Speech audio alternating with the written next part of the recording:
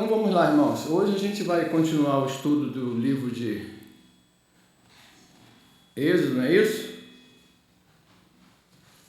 Quero saber dos irmãos. Quero um retorno aí de vocês.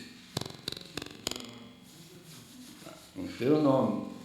Então a gente está falando aí sobre a história de Israel, que é o tema da revista. E aí já foi falado aqui em 4 lições pela nossa irmã Constância, né?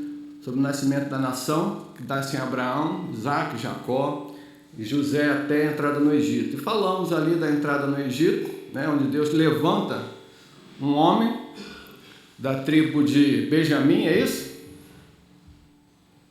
Levanta um homem da tribo de Benjamim, tá certo? Tá errado ou tá certo? Da tribo de Benjamim? Levanta um homem da tribo de Levi, lembram disso? E 4 gerações se dão ali se perpetuam durante aqueles 400 anos no Egito. Desce lá Levi, Coate, Amrão, que é o pai de Moisés, e Moisés. Deus o chama para poder conduzir o povo para fora do Egito, depois daqueles 400 anos de escravidão. Então, isso é o que a gente está estudando. Estudamos sobre as pragas, né? As 10 pragas. Estudamos sobre Moisés no deserto, domingo passado. E hoje, o tema da lição, o título aqui, Moisés e as suas últimas palavras. Eu queria saber dos irmãos, Moisés, quem sabe quem foi Moisés? Vai um resumo bem en passant aí para a gente dar continuidade na nossa lição. Quem foi esse personagem? Quem nos ajuda aí? Vamos lá, irmão. A gente tem que aprender e fixar. Se você repetir e falar, você vai fixar aquilo que está sendo dito ou que os irmãos aí aprenderam e vão me ajudar, né, no aprendizado. Então, quem foi esse personagem? Isso, quem foi? O homem escolhido por Deus para libertar o povo de Israel do cativeiro que estava no Egito. Isso, quem mais? O que a gente pode dizer sobre a vida dele? Um homem totalmente obediente, a gente pode dizer assim, né? Obedeceu tudo que Deus mandou na caminhada ali com o povo durante 40 anos no deserto, não é isso? Não. Alguém falou não. Falou bastante. Não. Matou um homem lá. Humano, a gente pode dizer assim, comete erros, como nós cometemos. A Bíblia fala que Moisés era um homem manso. O texto vai dizer sobre isso, é muito manso. Hein? Mas, como homem, comete erro, porque a gente entende biblicamente que nós fomos gerados, como diz Davi, em pecado, né? Fomos gerados em pecado concedeu minha mãe. Então, está impregnado em nós essa natureza caída. E Moisés é um dos personagens que vai ajudar na redenção, na história da redenção. Ele está ali na redenção. Quando a gente estuda o livro de Êxodo, a gente viu Moisés, o quê? O principal ali do livro de Êxodo, a gente vê o cordeiro, não é isso? Que a gente falou sobre isso até, né? A gente vê Jesus como cordeiro pascal. Depois a gente vai para Levítico, né? Que a gente falou domingo passado. O autor da revista aqui, ele não pega todos os 5 livros, né? Nessa lição que a gente estudou domingo passado, a gente estudou sobre a parte final do Êxodo, Levítico, Número. E agora vamos estudar sobre Deuteronômio. Então ele passa bem rápido pelos acontecimentos. Moisés conduzindo o povo no deserto, em Levítico e em Número. E aqui a gente vai começar com Deuteronômio, certo? Então a gente encontra Cristo aí dentro desse livro da lei. Moisés é aquele que escreve os 5 livros, será o Pentateuco, né? Gênesis, Levítico, Número e Deuteronômio. É Moisés, inspirado por Deus, através de revelação e através de transferências orais. Porque a gente sabe que na criação ninguém estava presente se não fosse revelado a ele que assim o fosse. Então, através de revelação, foi dado a ele para que escrevesse o livro de Gênesis. E a gente vê, Moisés é aquele tirado das águas, que a gente viu que na matança lá do povo judeu pelo Egito, o mandado do rei Faraó, ele é colocado numa cestinha para não ser morto, né, depois de 3 meses com a sua mãe, e é recuperado lá pela filha de Faraó, e criado pela filha de Faraó, certo? Dentro do palácio reais. E a gente sabe aqui, segundo o texto bíblico, que Moisés é aquele homem que foi criado em toda a ciência e arte egípcia, porque viveu ali durante 40 anos. Então, um homem que tinha palavra. Mas a gente sabe que depois do capítulo 3 de Êxodo também, que ele é confrontado por Deus no Monte Horebe, né, para tirar o povo do Egito. Mas ele se recusa, dizendo que ele não sabia falar. A gente procura sempre uma desculpa, né? Às vezes, para não ser usado por Deus, né? Claro que aquele encontro de Moisés com Deus estava se dando a primeira vez. Talvez você e eu também recuaríamos, dado a grandeza de Deus, e agora a revelação de um Deus que a gente não conhecia de forma que ele estava se manifestando. Então, houve aquele medo no coração desse homem. Mas ele vai, né? Apesar da discussão com Deus ali, Deus o convence e fala para ele, ele vai, volta ao Egito para tirar o povo da terra prometida, a terra do Egito para a terra prometida. Então, a gente parou domingo passado, eu não sei se o Tiago tem. Tiago, está com aquele mapinha aí da caminhada? Enquanto ele procura ali, então a gente sabe que o povo de Israel estava marchando e a gente parou lá no deserto de Parã. Lembra que a gente falou sobre isso? Que começa o livro de Êxodo aí, Deuteronômio.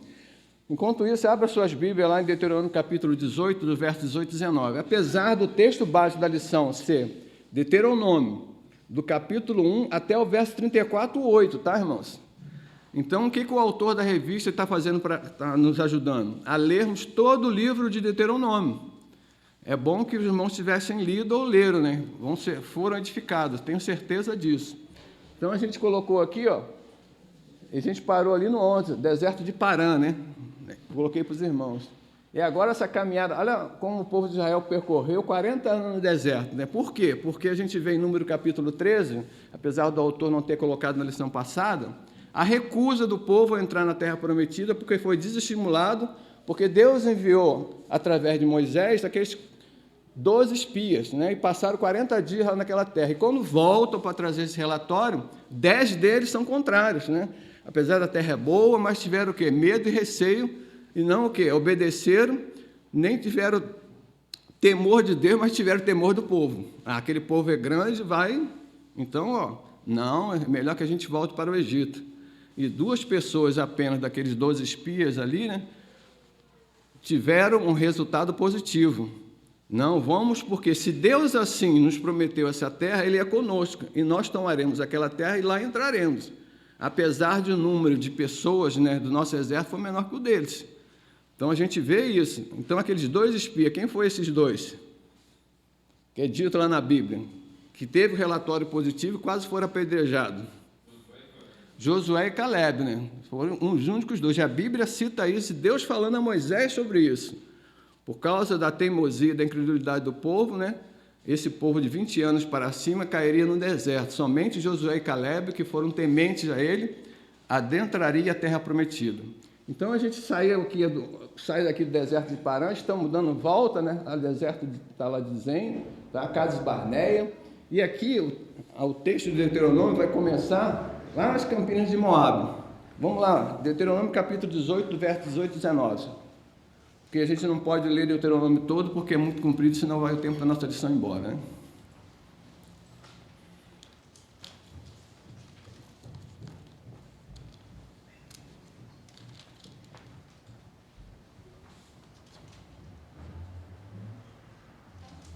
Vamos lá.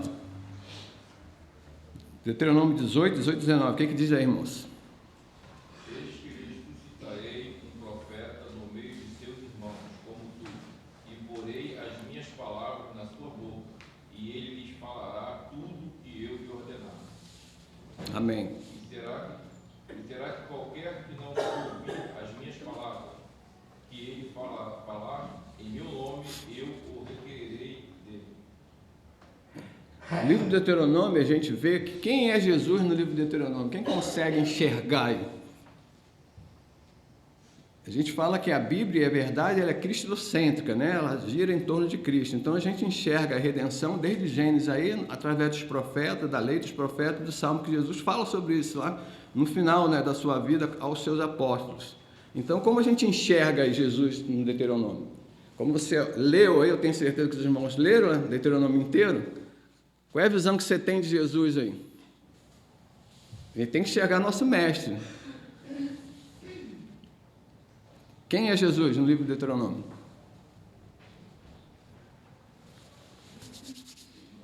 É o profeta. Exatamente, você acabaram de ler o texto aí, ó. O grande profeta, né? Moisés falando, ó, Deus suscitará no meio de ti um profeta semelhante a mim. A ele ouvireis. Está aí, ó, ele já apontando. Moisés é uma figura tão importante que alguns comentaristas vão dizer que Jesus foi a única pessoa que ele se compara a Moisés, né? Ele se compara a Moisés exatamente sobre esse texto, né? Quando confrontando lá os fariseus e os escribas, né? Se vocês tivessem ouvido Moisés, também ouviria a mim. Porque Moisés lhes falou, né, na obediência lá, a gente fala que as alianças, fazendo aliança com o povo rejeita essa aliança através da sua rebeldia. Então Moisés foi esse personagem aí que a gente está já findando nessa lição, porque o título da lição está ali, Moisés e suas últimas palavras. Essa lição, o autor da lição foi eu achei bem sucinto aqui, e bem objetivo dentro da lição. Por isso que a gente vai usar mais a revista do que a minha própria cola aqui. Eu olhando aqui durante a semana, eu vi, poxa, muita coisa tem para falar da revista, não preciso fazer um rascunho aqui propriamente dito, a não ser aquelas coisas que os irmãos perguntados aí, que eu tirei aqui, coloquei dentro da minha cola para poder ajudar os irmãos na compreensão. Então vamos lá.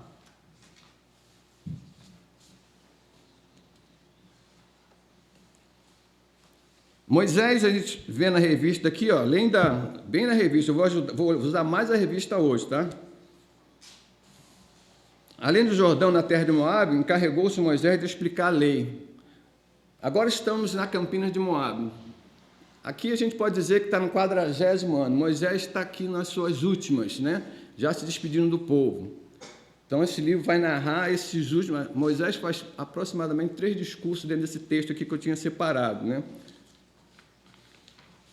Reúne o povo, faz 3 discursos. O primeiro dele é de 1 até 4:40, depois do segundo, do 5:1 ao 26:19 de Deuteronômio, depois do terceiro, de 27:1 até o 30:20, os discursos de Moisés. E aí do 31:1 até o 34:12, as atividades finais da vida de Moisés. É o resumo do livro de Deuteronômio. Deuteronômio é um livro tão importante que foi o que mais Jesus citou. Na sua tentação, lá no capítulo 4 de Mateus, a gente vê que ele cita pelo menos 3 versículos ali, né? É o que mais Jesus faz uso. Jesus amava o livro de Deuteronômio. Por isso é importante. Deuteronômio, segundo alguns comentaristas, quer dizer repetição da lei, né? Ou segunda lei. Porque os irmãos podem notar que Moisés reúne o povo, aqui está nas Campinas de Moabe, e aqui ele vai fazer o grande discurso, fazendo uma lembrança. Por que ele faz essa lembrança? Quem sabe? Por que Moisés faz essa repetição aqui? É porque ele não vai entrar na terra, vai. Por quê? Ele não vai entrar na terra prometida e então ele faz essa lembrança, mensagem para os que vai conduzir o povo, né? No caso aí é Josué. É bem por aí mesmo, pois não, pastor? Um dos principais motivos, a meu ver, é que a maioria do povo morreu no deserto, né? Então ali a gente tem agora uma nova geração que não estava presente propriamente lá quando houve, né, a aliança. Então foi necessário que Moisés renovasse a aliança, tanto com os que eram menores de 20 anos, quanto com os que nasceram, né, no deserto e que precisavam ouvir de novo todas as palavras da lei. Então é uma renovação da aliança com a nova geração. É isso mesmo. O irmão falou José, o pastor falou. Aquela geração, como diz o texto aqui de Deuteronômio, de Números, né, caiu no deserto de 20 anos para cima. E aqui agora aquela segunda geração. Então tinha necessidade de fazer o quê? Uma narrativa, uma repetição dessa lei, para aquele povo que ia herdar a terra prometida tivesse consciência da vontade de Deus e como ele se portaria na terra que seria adquirida por ele. Promessa que Deus fez a Abraão lá atrás. Então ele faz essa repetição da lei. Uma coisa bem interessante aqui que a gente vai ver, a renovação que o pastor falou das alianças. E aqui denota também como nós, eu quero logo fazer esse paralelo, como nós, coração humano, né, somos rebeldes, temos sido rebeldes ao longo da história, principalmente com Deus. E aqui não foi diferente, porque esse povo que caminha no deserto, né, apesar de ver as maravilhas de Deus lá no Egito, viu o quê? As providências de Deus durante a caminhada de 40 anos. Deus proveu. Vocês podem notar que não faltou comida para o povo, não faltou água, e o texto de Deuteronômio ainda vai falar o quê? que seus pés não incharam, as suas sandálias não gastaram, nem as suas roupas. Vocês já viram isso, irmão? Durante 40 anos. Olha a provisão de Deus. E o que a gente vê? A rebeldia do povo, a rebeldia do ser humano. Essa repetição da lei, esses 9 que vão entrar aqui, a gente vai ver no decorrer da história, que a coisa novamente se torna o quê? Complicada, porque os homens, pela dureza do seu coração, são rebeldes à aliança. E que aliança é essa que Deus havia feito com o povo? A gente estudou sobre ela, tem que guardar na mente aí, qual foi a aliança? Não vale o pastor. Vamos lá, que aliança era essa? Êxodo 19, vai lá, irmão, busca lá no texto bíblico. Êxodo 19, 5 e 6. Essa aliança lá que foi da lição passada, não pode esquecer. Eu falei que ensinamento é construção, né? A gente coloca o alicerce e vai colocando os tijolinhos. Se a gente tira o alicerce, não tem como fazer a construção. Então tá lá, ó. Agora, se me obedecerem e finalmente guardarem a minha aliança, vocês serão o meu tesouro pessoal entre todas as nações. Embora toda a terra seja minha, vocês serão para mim um reino de sacerdotes, uma nação santa. Essas são as palavras que você dirá aos israelitas. E Moisés recebendo de Deus e transmitindo ao povo. Deus prometeu que essa nação seria uma nação sacerdotisa, sacerdote, né? Nação de sacerdote, que representaria Deus, ou Deus daria a conhecer através daquela geração. Então eles precisavam guardar os mandamentos e fazer essa proclamação. E se sentirem privilegiados porque foram separados como sacerdotes. Entende isso, irmão? Hoje, eu e você somos o quê? Os sacerdotes, por causa de Cristo, né? O grande sumo sacerdote que adentrou, né, no Santo dos Santos. Hoje não há mais necessidade dos sacrifícios. Mas essa nação seria uma nação de sacerdote para proclamação e fazer Deus conhecido em toda parte da terra. Mas há uma quebra dessa aliança. E Deus vai repetir essa aliança, como falei para os irmãos aqui no livro de Deuteronômio. Então, no ponto 1 da lição aí, é ensino de Moisés. Como Moisés, né? A gente vê que o zelo de Moisés quanto ao ensino das promessas de Deus, da aliança para com o povo. O privilégio de um povo ser amado e redimido por Deus, por um Deus como esse. Lá, Deuteronômio 4, 32 e 39. Moisés afirmou que Deus redimiu o povo porque detestava, não é isso? Amava.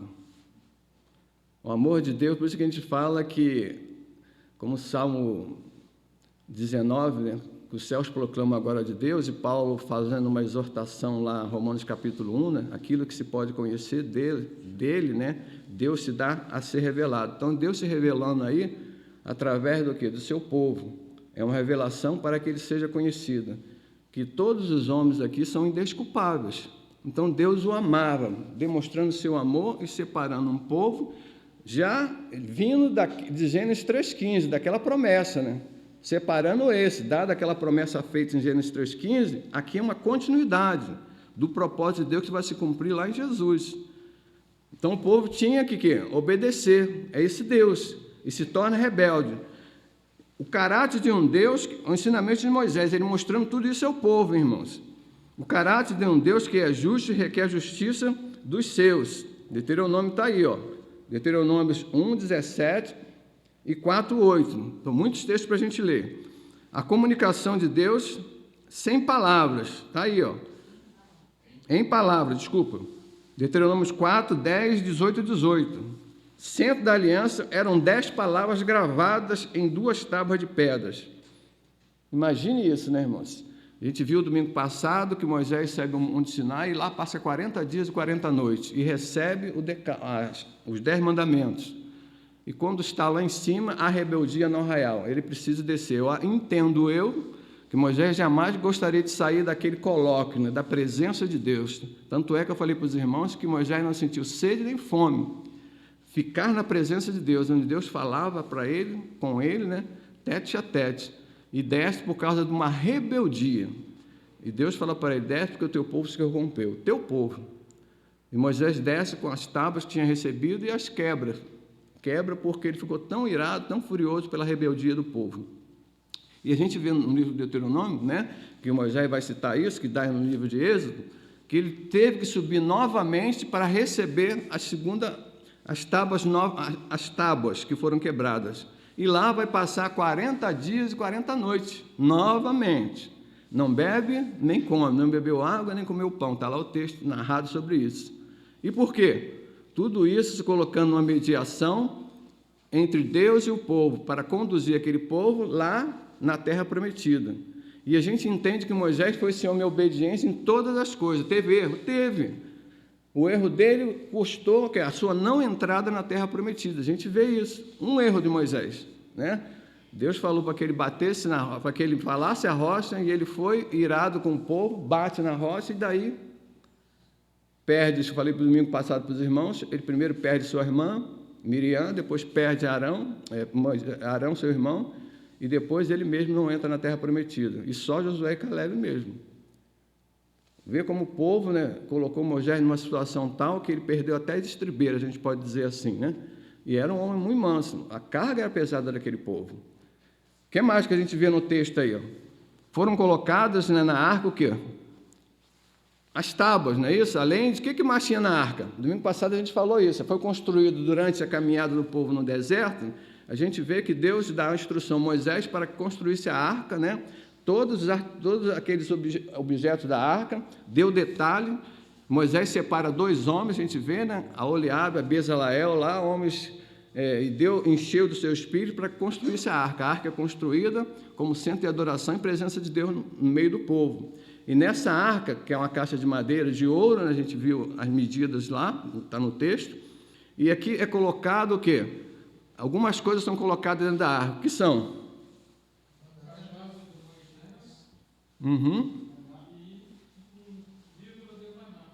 Cajado de Moisés, um vidro de maná, o que mais? E as tábuas. Deus colocou na arca para preservar. E Deus deu uma instrução a Moisés e a sua geração, para quê? Para que ele fosse lembrado nas suas gerações futuras. E seria a prova, né, da sua remitência de Deus, da sua providência, do seu cuidado com o povo durante a caminhada no deserto. Se o povo era incrédulo, pelo menos aquelas coisas estavam lá para provar, né, que Deus sustentou o seu povo no deserto desde a sua retirada do Egito. Então foi colocado aqui na arca. E a arca era aquele centro de adoração de só o sumo sacerdote entrava uma vez por ano e não sem sangue. A gente vê isso. O que mais que a gente pode ver na lição aí? Os grandes atos de Deus, né, que devem ser não só lembrados, mas também contados de gerações seguintes. Isso que a gente está falando aqui.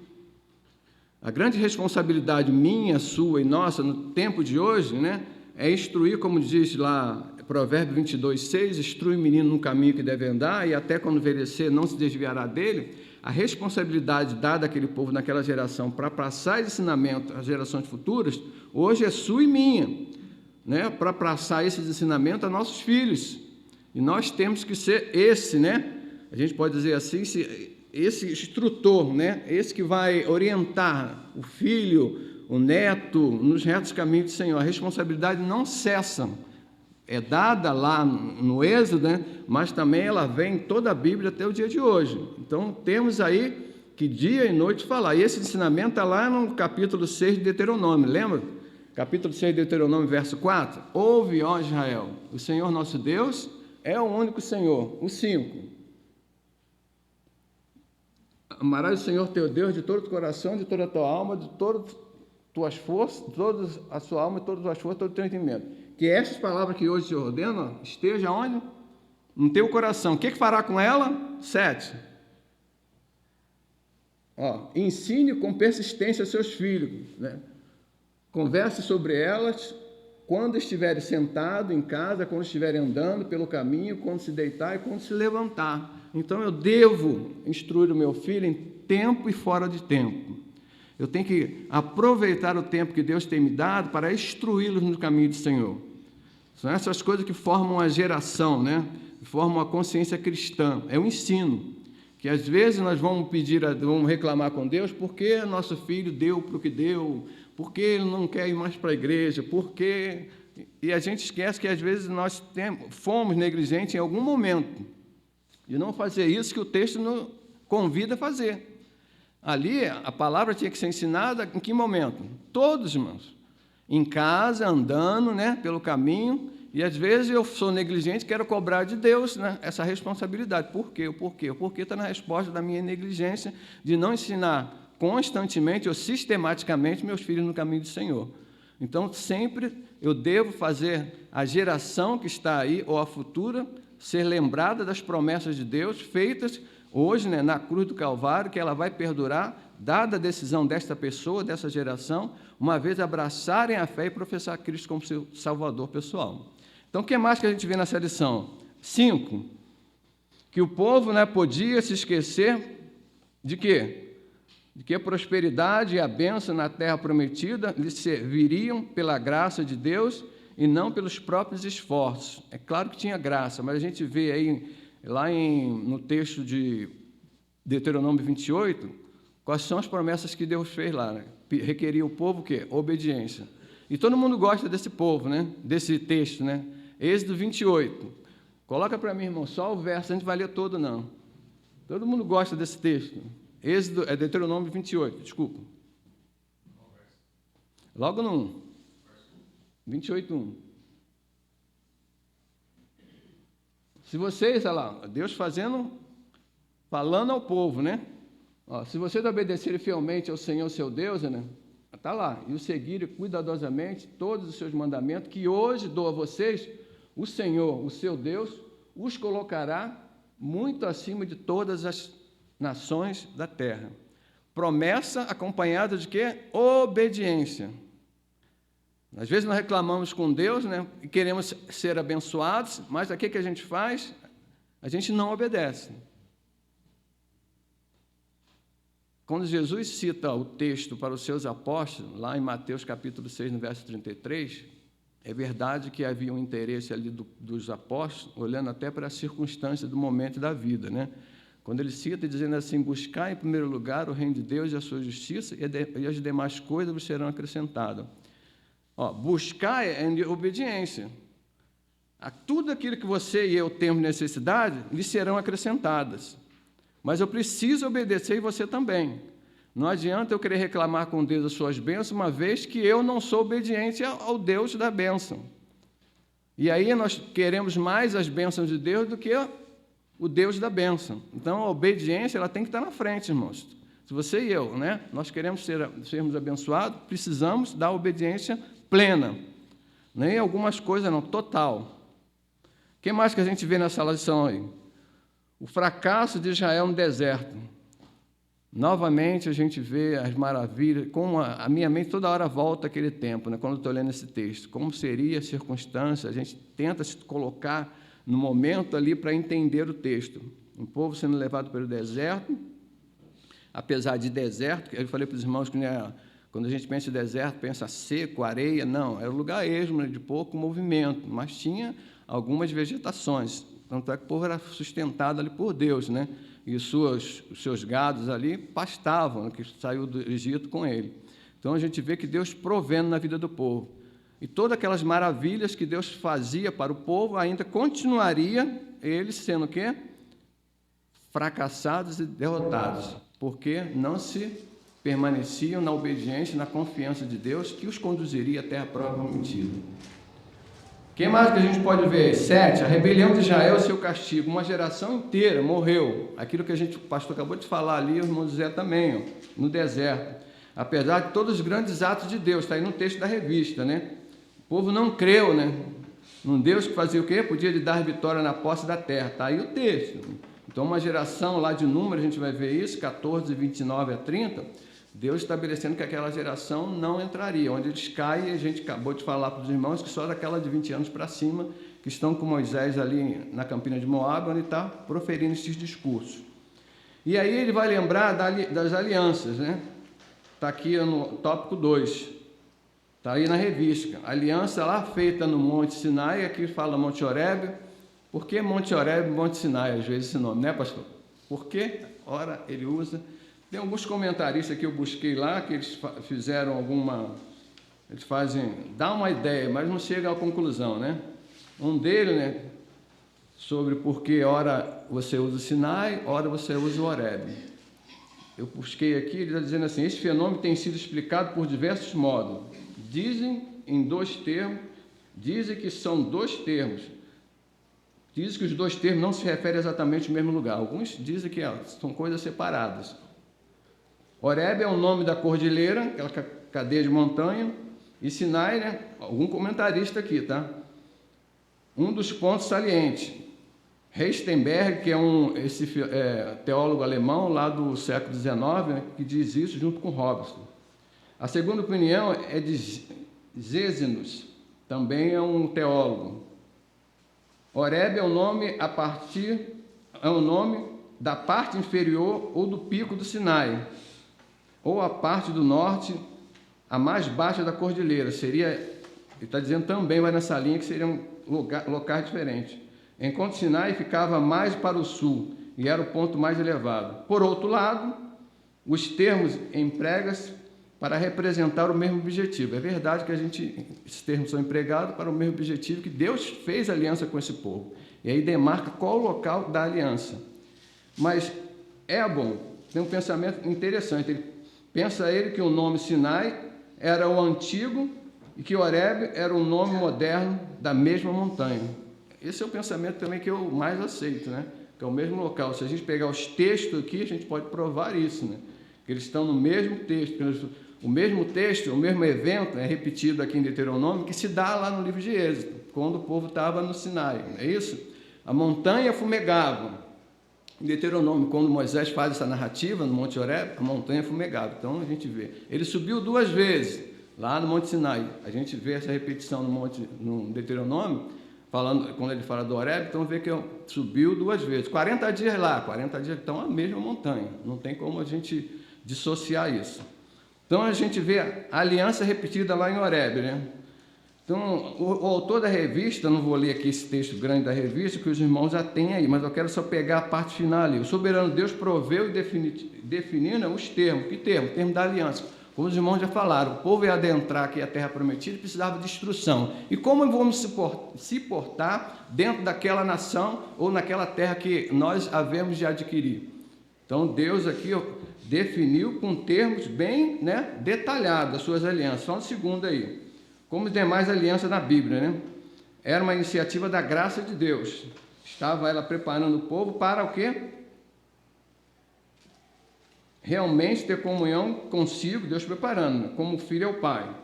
Aí tem uma parte bem interessante. Para tanto, esse povo teria que santificar. Não há como viver uma vida cristã sem santificação. Não há.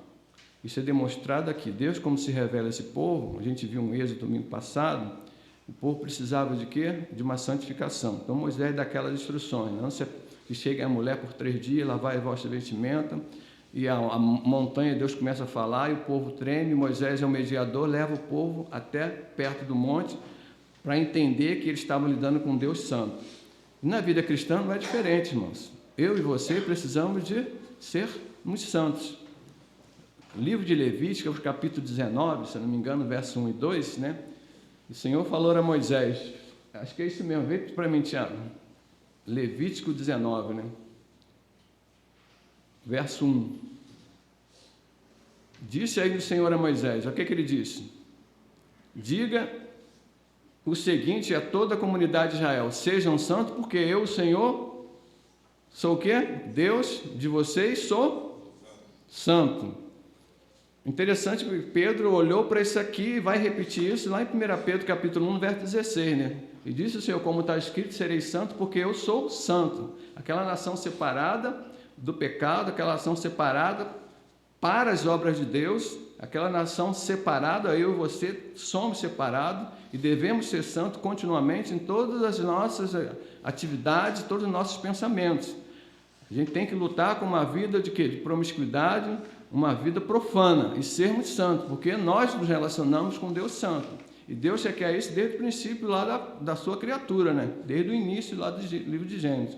Então precisamos nós, eu e você, sermos santos, para desfrutarmos. O autor coloca aqui das bênçãos de Deus que lhe preparava, dependia da sua obediência da lei do Senhor. Então, obedeçam a lei. Obedecendo a lei, o que eu vou me tornar? alguém no centro da vontade de Deus. E no centro da vontade de Deus, nos tornamos um santo. Que claro que hoje a gente entende isso através dos nossos estudos, que a santidade é um processo, né? Você começa e ela nunca vai terminar. No céu continuaremos ainda a ser santos, né? Servindo um Deus insondável. Então temos que ser santos. Isso é uma responsabilidade que às vezes fica só no texto aqui, né? Tá bom, eu devo ser santo, mas eu nada faço para eu querer andar nessa santidade. Pouco oro, pouco leio, né? Pouco testifico de Cristo, pouco me pareço com Jesus. E cadê a santidade? Ela se foi. Então lembre-se que você foi chamado para se relacionar com um Deus santo. Então Ele requer de você e de mim essa santidade. Vamos correr um pouquinho mais. A gente sabe que um dos pontos fortes, né, da aliança de Deus com o povo, está aí, o autor coloca essas 10 palavras. 10 palavras são o quê? São aquelas palavras lá das tábuas, não é isso? Os 10 mandamentos. Preceito dado por Moisés em 2 placas de pedra, né, para orientar as pessoas. E aqueles princípios morais, eles não caem. Eles se perduram até hoje. Moisés dá uma lei, o povo extensa, né? Extensa, aquela lei é grande. Junto aqui estão os 10 mandamentos. Interessante que Jesus vai resumir tudo isso em 2, né? A gente deve amar a Deus sobre todas as coisas, Mateus 22, a partir do verso 37, né? Amar a Deus sobre todas as coisas, sobre todo o teu pensamento, todo o teu coração, todas as tuas forças. E o teu próximo, olha lá. Jesus respondeu a um escriba e fariseus: ame ao Senhor teu Deus de todo o seu coração, de toda a tua alma, de toda a tua força, de todo o teu entendimento. Esse é o primeiro grande mandamento. E o segundo, semelhante a este, amarás quem? Seu próximo como a ti mesmo. Então, todos esses mandamentos, Jesus resume em 2. E é aquilo lá de Êxodo, né, capítulo 6. Esses 2 englobam os 10 mandamentos. Todos os mandamentos. Desses 2 mandamentos, Jesus fala aí que depende toda a lei e todo profeta. Toda a lei e os profetas. Então a gente vê isso aí. O que mais a gente vê nesse texto aí? A lei deveria ser lida por quê? A cada 7 anos. Por que isso, irmãos?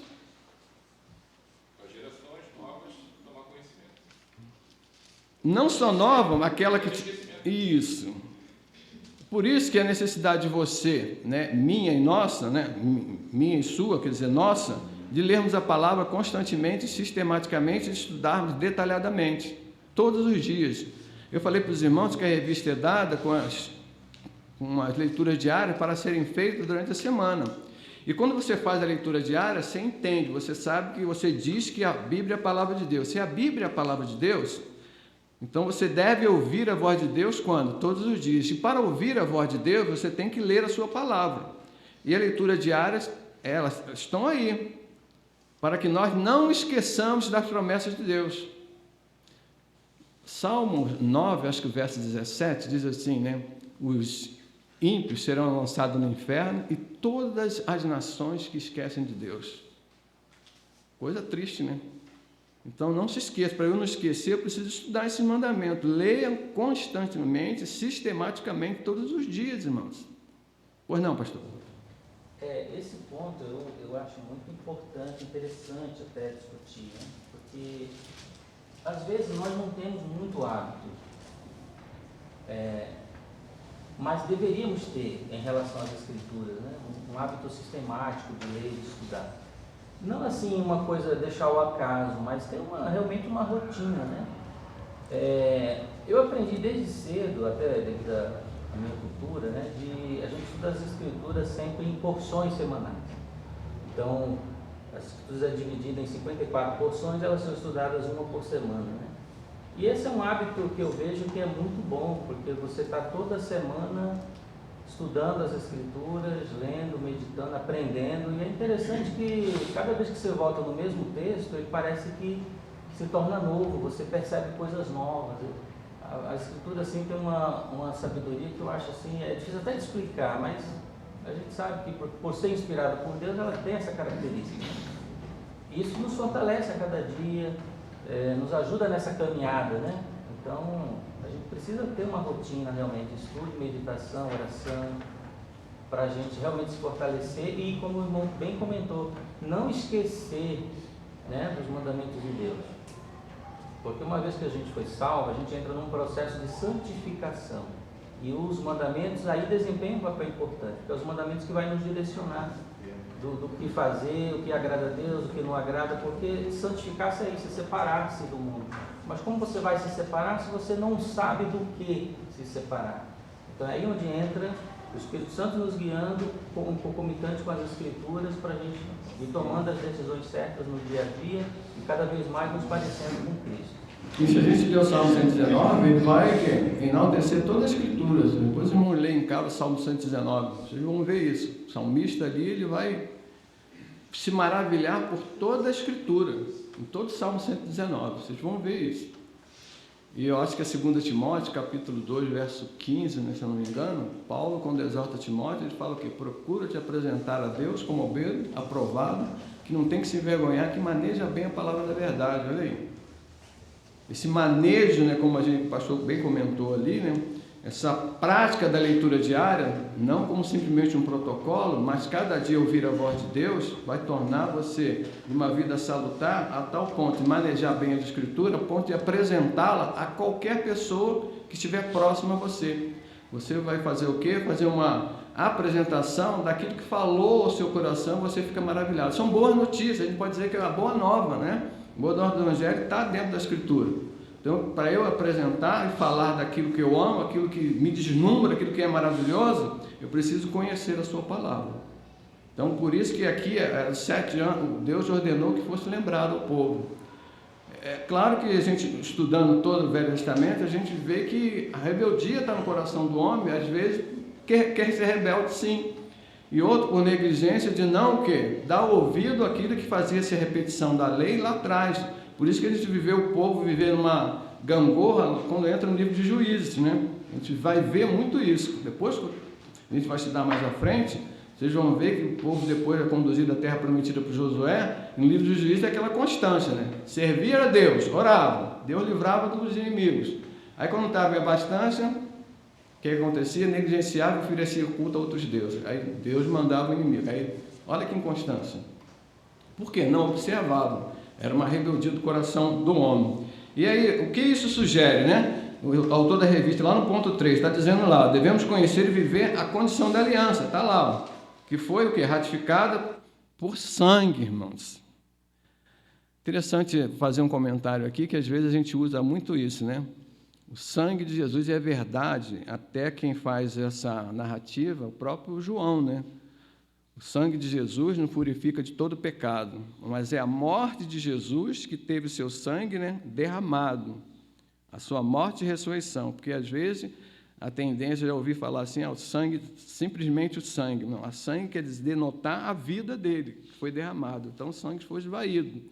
Aquilo que o povo foi preparado no deserto sobre o sacrifício, que lá na frente era para ser entendido, né, sombra daquelas coisas futuras, a gente vê isso. Pegava-se um bezerro de 1 ano lá, né, sem defeito, e sacrificava pelos pecados do povo uma vez por ano, o sumo sacerdote, denotando, apontando para o futuro. Por isso que a gente diz também, né, que no Levítico Jesus é o cordeiro perfeito, né, para o sacrifício. Aqueles eram sacrifícios passageiros, que todo ano precisaria o quê? Ser repetido, né?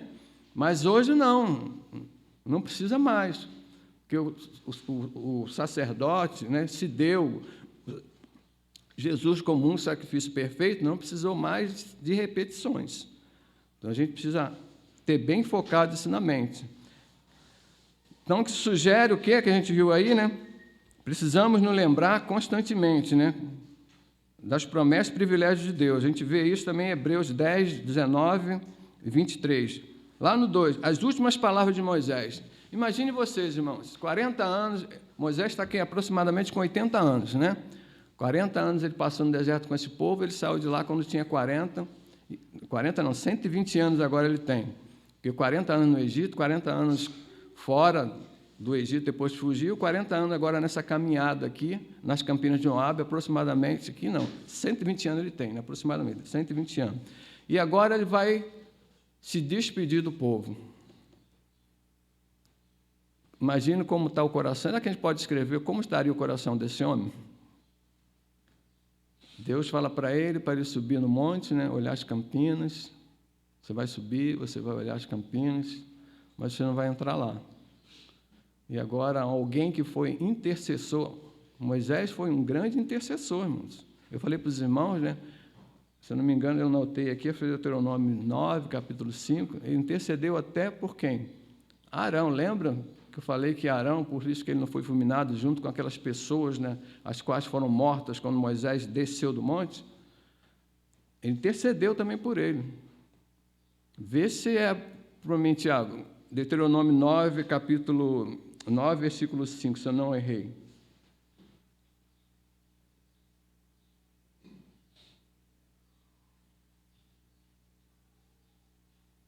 Não é 9:5.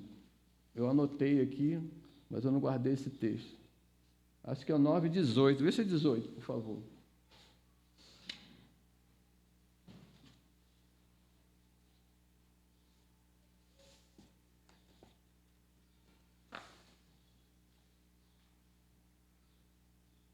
Não, aqui. É o 20. O Senhor irou-se contra Arão a ponto de querer destruí-lo. Mas naquela ocasião também orei por Arão. Por isso que ele não foi morto. Deus ouviu a intercessão do povo, porque Deus queria destruir aquele povo. Lembra que Deus falou para Moisés? Separa-se desse povo, que eu destruí, e darei uma nova nação de ti. Aí Moisés, sabiamente, não faça isso, Senhor. Porque dirão os outros povos, tirou do Egito para matar-os no deserto, e intercede pelo povo. E também intercede por Arão, grande intercessor. E a gente aprende aqui o poder da intercessão.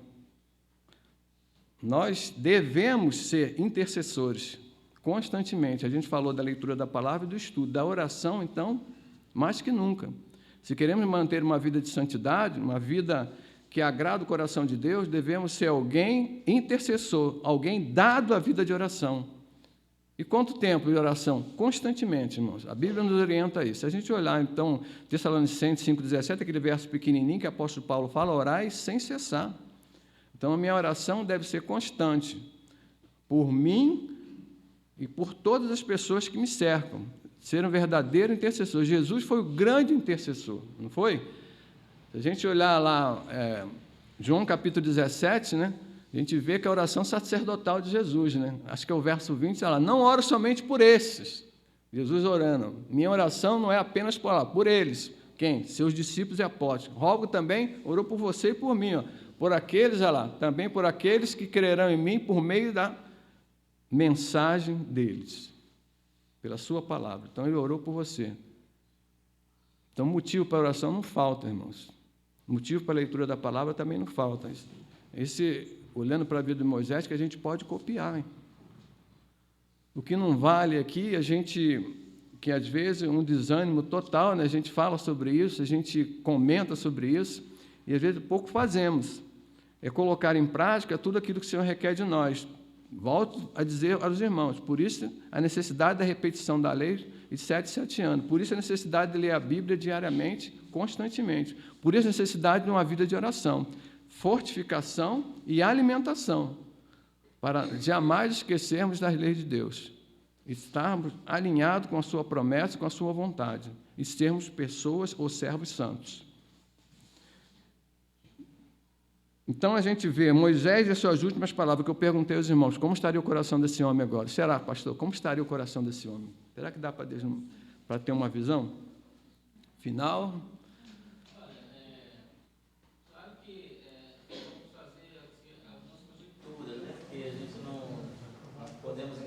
Moisés e perguntar, mas veja bem, é um homem que viveu toda a sua vida em prol, né, da vontade de Deus e de levar o povo a uma terra prometida. E com certeza todo o sentimento de Moisés ali veio aflorou ali naquele momento, né? Eu creio que não foi um momento fácil para ele, porque tudo aquilo pelo qual ele viveu e lutou, agora ele chega e ele mesmo não vai poder adentrar. Mas ele consegue contemplar, né? Deus manda ele contemplar. Mas ele cumpriu o seu chamado até o fim. né, até o fim da carreira ali, mesmo com o povo sendo um povo de dura serviço, como diz a Escritura, né? Um povo de coração duro, um povo que com certeza fez Moisés sofrer muito durante aqueles 40 anos no deserto. Uma jornada que era para durar 40 dias, na verdade, durou 40 anos em virtude da incredulidade do povo. Né? Sem dúvida não foi nada fácil para Moisés ali. Um momento difícil, podemos dizer, até de angústia, de um certo modo, né? Por não poder usufruir ali realmente da conquista da terra. Mas a lição para mim, pelo menos que fica, é que ele cumpriu o seu chamado até o fim, apesar de tudo, né? Até o momento da sua morte ali, ele estava ali com o povo, como o irmão bem citou há pouco, ele intercedeu pelo povo, né? Sua intercessão foi fundamental, o povo poderia ter sido totalmente destruído, mas as orações intercessórias dele, Deus ouviu. Então, um grande exemplo de liderança, né? Para nós hoje, inclusive, poder seguir no sentido de aprender com ele, né? E agir como ele também. E a gente vê pelo vínculo, como o pastor falou, 40 anos no deserto, o vínculo que ele tinha com aquele povo. E quando o pastor estava falando, me lembra, vem à mente aqui, o apóstolo Paulo também, quando vai escrever a sua última carta a Timóteo, né? Capítulo 4, lá no verso 7, né? Eu combati o bom combate, acabei a carreira e guardei a fé, olha lá. Então, como ele cumpriu a verdade, né? O seu ministério que Deus tinha proposto para ele. Por causa de um erro, não entrou na terra prometida, mas todo o seu ministério, Deus se agradou dele. Quando é que Deus falava, nunca se levantou, lá no 34 a gente vai ver isso, porque o capítulo 34 a gente entende que a continuidade da descrição do livro tenha sido feita por Josué, com o seu sucessor, que vai narrar a morte dele, e até a pós-morte. E aí o texto vai dizer assim, 34, acho que é no verso 18 lá, vai dizer que nunca se levantou em Israel um profeta semelhante a Moisés, a qual o Senhor falava, olha aí, boca a boca. Então ele cumpriu sim. É um homem mais lembrado, a gente pode dizer que é o profeta mais citado em toda a Bíblia, até no Novo Testamento, Moisés. E o povo de Israel, né, até hoje, né, tem um cuidado, um zelo pela pessoa de Moisés. Tanto é que ele fala, lembra quando confrontava lá, tentando confrontar o apóstolo Paulo no Novo Testamento, né, até Jesus mesmo, esse homem que destruía a lei de Moisés, Moisés era a pessoa, a figura lá, levantava a bandeira com alguém que cumpriu o ministério que Deus lhe confiou. Isso me chama a mente, né, como a gente fala das últimas palavras, se hoje, né, Deus falasse para você que você teria hoje seu último dia, qual seriam as suas últimas palavras? Você está pronto? Você estaria pronto? Esse homem estava, porque se Deus o recolheu, porque ele estava pronto já. Seu ministério tinha acabado, o qual lhe foi confiado. A grande questão e pergunta que a gente faz hoje deve ser feita todos os dias, irmãos. Será que eu estou pronto? Será que hoje fosse o meu último dia, quais seriam as minhas últimas palavras? O que eu diria? Como é que eu iria? Haveria uma alegria? Haveria um terror? Como está a minha vida diante de Deus? Como está o meu relacionamento com Ele? Esse é o grande questionamento que se faz para os nossos dias. São as últimas palavras. Deus falou a Moisés, né, que ele iria morrer. Se ele falasse para você hoje, você só tem um dia de vida, amigo. Eu vou te recolher. Como seria? Então, é esse questionamento, né, que a gente tem que fazer diariamente. Para estarmos prontos, temos que estar o quê? Em obediência plena e completa. E obediência plena e completa é aquela vida que a gente fala, de oração, dedicação, obediência e leitura da sua palavra. Porque, às vezes, parece que Deus está em terceiro e quarto lugar na nossa vida, né? Falamos que Ele é o primeiro, mas coisas seculares ocupam o seu lugar muitas vezes, e nós negligenciamos a sua pessoa numa vida de oração e de leitura da sua palavra. Só para os irmãos terem uma ideia, às vezes nós gastamos, né, 1h30, 2 horas diante de um filme na TV. Estou falando que aqui que os irmãos estão pecando, depende dos filmes que estão vendo lá, mas um filme bom, instrutivo, mas vamos gastar 2 horas no mínimo, não é isso?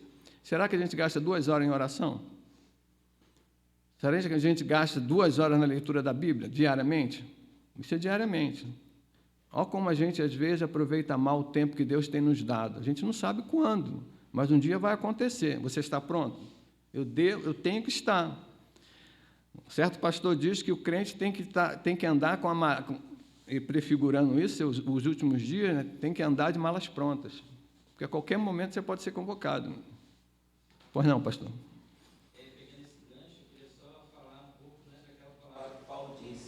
Fala que deve ansiar como a criança anseia pelo leite, né? A gente sabe que quando uma criança ela está com fome, enquanto ela não é atendida, ela não para de chorar, né? Bebezinho. Então, a gente deveria ser assim em relação às Escrituras. Ou seja, se saciar todo dia e não parar enquanto não realmente estiver saciado. Pelo menos no dia, né? Porque assim, fisicamente, a gente tem necessidades que a gente não deixa de satisfazer todo dia, né? A gente faz pelo menos 3 refeições, outros fazem mais, alguns recomendam 5, né? Porque tem algum de lanche, enfim, a gente não deixa de fazer essas refeições, porque a gente sabe que o nosso corpo físico depende delas. Mas às vezes a gente não tem esse mesmo cuidado com a Escritura. O nosso eu espiritual também precisa desse alimento, em doses regulares, diárias, constantes, né? Então a gente precisa realmente ansiar, criar esse anseio.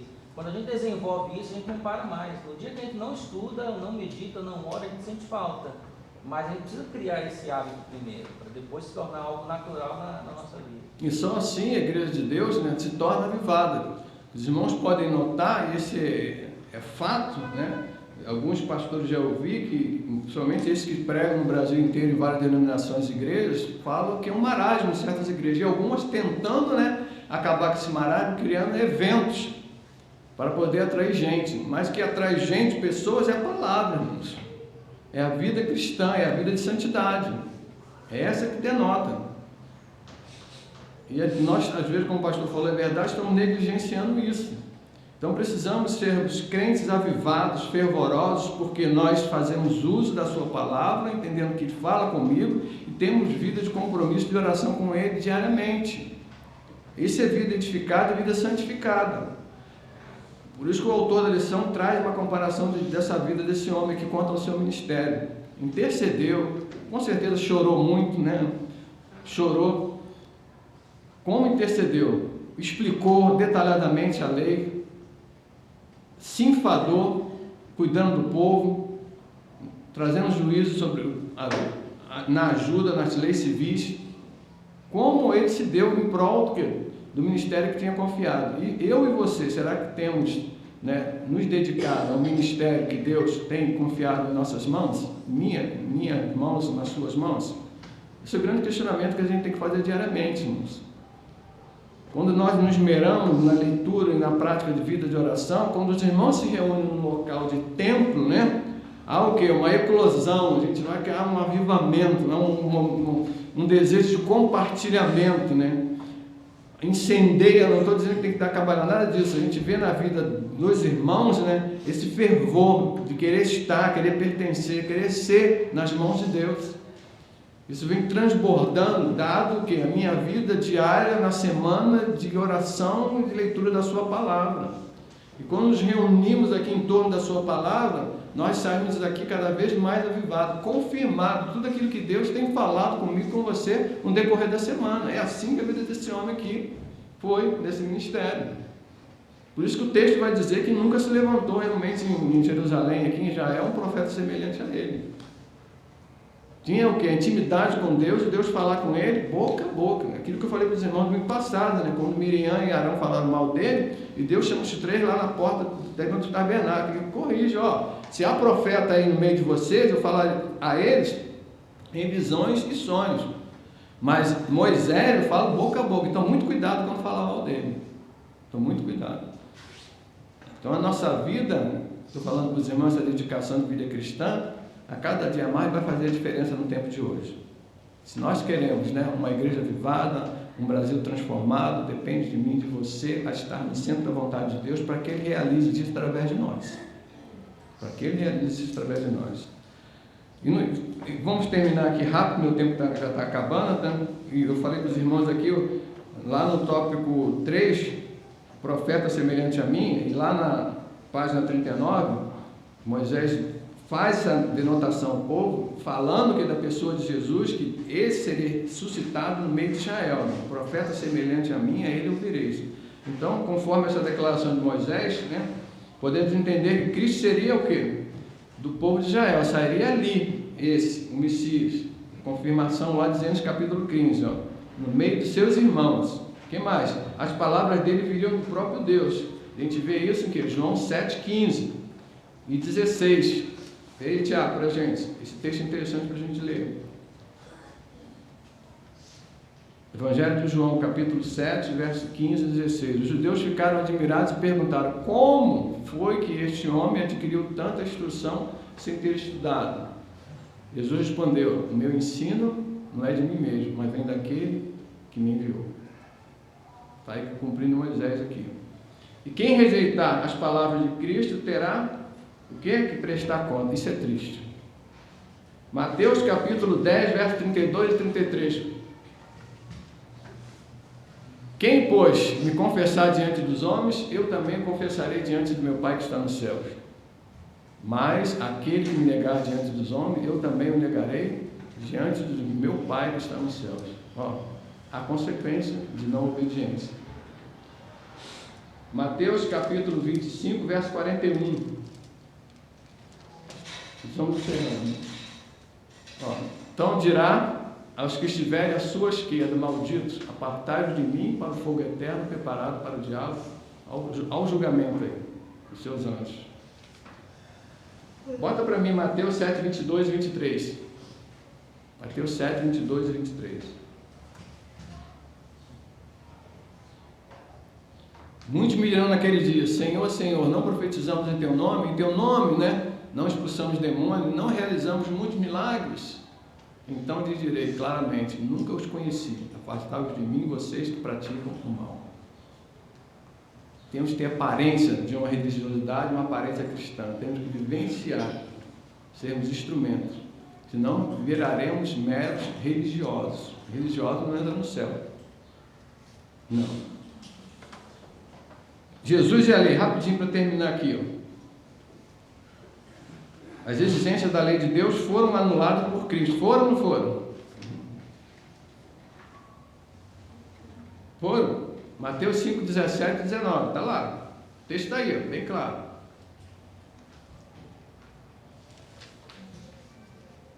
Não pensais que vim abolir a lei ou os profetas. Não vim, mas cumprir. Alguém tinha condição de cumprir a lei?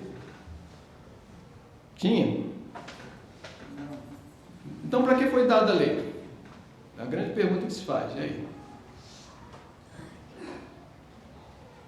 Para que foi dada a lei, irmãos? Não, você não vai. Para orientar o povo. Mas orientar em quê? Tem alguma coisa bem escondido. Seguir uma vida santificada. Vai lá, pastor, ajuda eles. Todos esses pontos que mostraram estão corretos, mas tem outros detalhes também, né? Paulo explicou, por exemplo, que a lei foi dada para tornar manifesto o pecado. Ou seja, como nós veríamos a necessidade do sacrifício de Cristo sem primeiro entender que somos pecadores? Então era preciso que houvesse uma lei para apontar: olha, isso você não pode fazer. Quando a gente pecasse, a gente iria ver: opa, peraí, nossa, eu estou numa situação difícil, não consigo obedecer, e agora? Estou perdido. Aí não, aí vem a solução de Deus, que é o sacrifício perfeito de Cristo. Então a lei aponta para isso, ela foi dada para nos levar a isso, para a gente entender que precisa de um Redentor, que no caso é Cristo. Agora, é claro, isso não quer dizer, obviamente, que a gente não vai se esforçar em obedecer, não é isso. A gente vai sempre se esforçar e Deus quer que nos esforcemos. Tanto que Ele atrelou aos mandamentos bênçãos, ou seja, quando a gente cumpre, a gente recebe também bênçãos. Paulo até falou disso quando falou do 5º mandamento, né, sobre os filhos obedecerem aos pais. Ele disse: esse é o primeiro mandamento com promessa, para a gente vá bem e perdure por longo tempo na terra. Ou seja, nós temos que obedecer.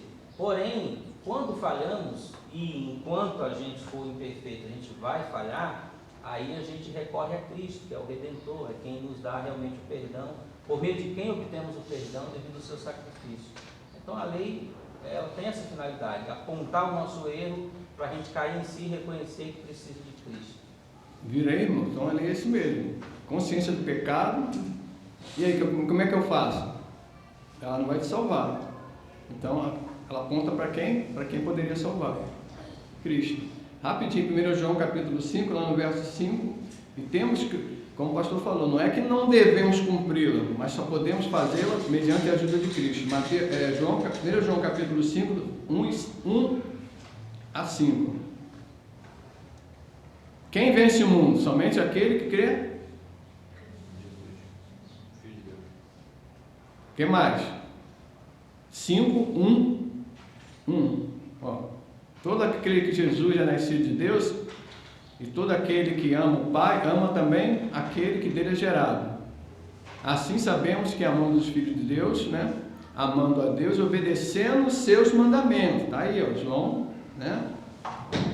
Porque nisso consiste amar a Deus, em obedecer os seus mandamentos. Os seus mandamentos, está lá, ó, não são pesados.